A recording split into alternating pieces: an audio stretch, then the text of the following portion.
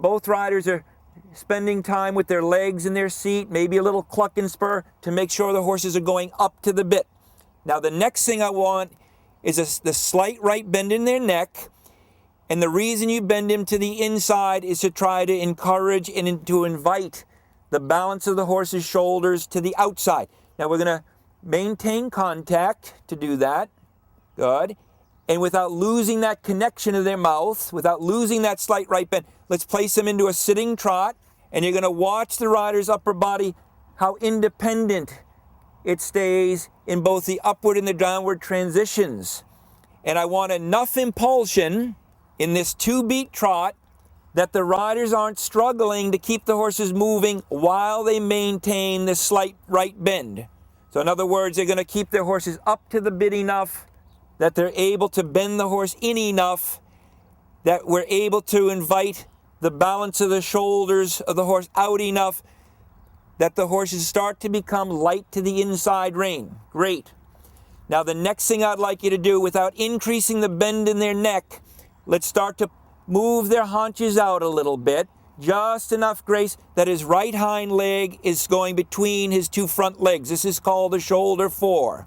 And at this early stage in our flat work, this is what I'm really going to be interested in, is how well and how regular the riders can keep their horses up to the bit, and how well they can begin not only to influence the front end of the horse, but mainly the hind end of the horse. And that's why we make this little shoulder 4, urging the haunches out from the inside leg. And we're trying to discover how easy or how difficult it is to move and to change our horse. Now we're going to put a little more angle in his body, girls, and let's put him on 3 tracks where now his right hind leg is sharing a track with his outside front. Good, Danielle. The thing that I feel both riders have done well is they've done it with their legs.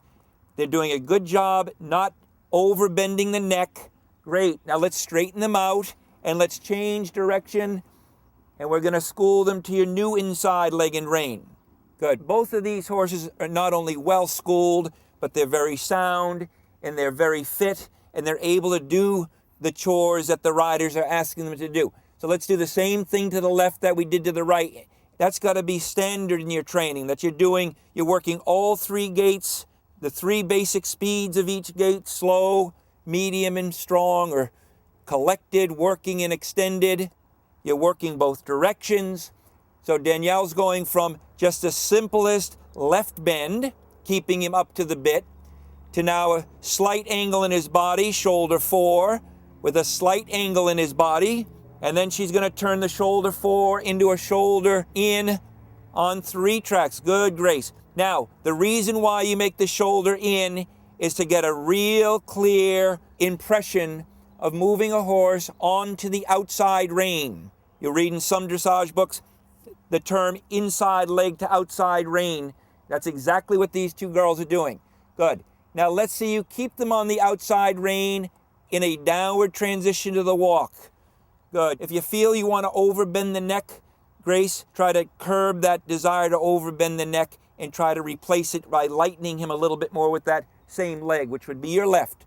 Let's keep them up to the bit and on the outside rein in your upward transition. Now you watch Danielle's upper body stay right on the vertical. Yeah, go ahead. You can make that transition back to your sitting trot. And as far as position goes, this is my style of putting a position on a rider.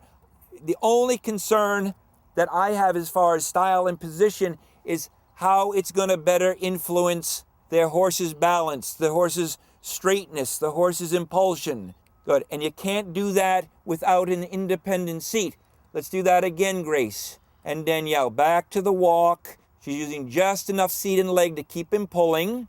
Now, I mentioned earlier, we don't want to see the horses overbent. The other thing we don't want to see is the horse get overflexed. So right now, Grace's horse is maybe a little bit overflexed at the pole, where his face is a little inside the vertical.